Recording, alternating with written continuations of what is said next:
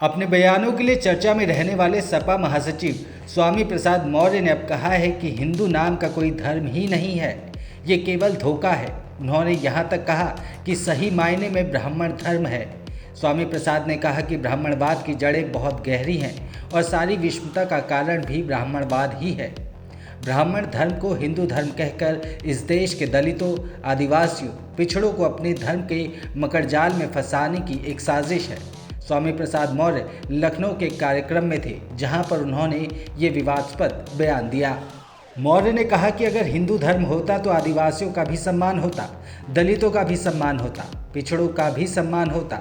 लेकिन क्या विडंबना है कि देश की आज़ादी के 75 साल होने पर अमृत महोत्सव मनाया, इसके बाद भी देश की प्रथम नागरिक राष्ट्रपति द्रौपदी मुर्मू को मंदिर में अपमान का घूंट पीना पड़ा, जबकि उन्हीं के अधीन मंत्रिमंडल का एक मंत्री मंदिर के गर्भगृह में जाकर दर्शन करता है क्योंकि ऊंची जाति का है। द्रौपदी मुर्मू को इसलिए रोक दिया जाता है कि आदिवासी समाज की है। अगर आदिवासी समाज हिंदू होता तो उनके साथ ये व्यवहार होता क्या? मौर्य ने कहा कि ब्राह्मणी व्यवस्था के चतुर चालाक लोग आज भी हमें आदिवासी मानते हैं। इससे पहले पूर्व राष्ट्रपति रामनाथ कोविंद जब ब्रह्मा मंदिर गए तो उन्हें सीढ़ी पर रोक दिया गया क्योंकि वो दलित समाज के थे। दलित आदिवासी समाज के लोग धोखे में मत रहना, तुम उनके लिए खून बहा दो, लेकिन वो तुम्हें सम्मान नहीं देंगे क्योंकि वो तुम्हें नीच मानते हैं। मौर्य ने कहा कि जब अखिलेश यादव मुख्यमंत्री पद से हटे तो यही सत्ता में बैठे लोगों ने मुख्यमंत्री आवास को पहले गौमूत्र से धोया, फिर उसे गंगा जल से धोया।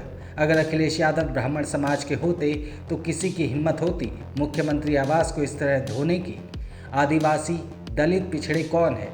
ये वही शूद्र हैं जिन्हें पहले जानवरों से बदतर जीवन जीने के लिए मजबूर किया गया था। स्वामी प्रसाद ने कहा कि ऐसे लोगों से सावधान रहना, इनके लिए तुम खून बहा देते हो, हिंदू के नाम पर दंगे में शामिल हो जाते हो। ये तुम्हारी नादानी है। जिसे आप धर्म मानते हो वो इनका धंधा है।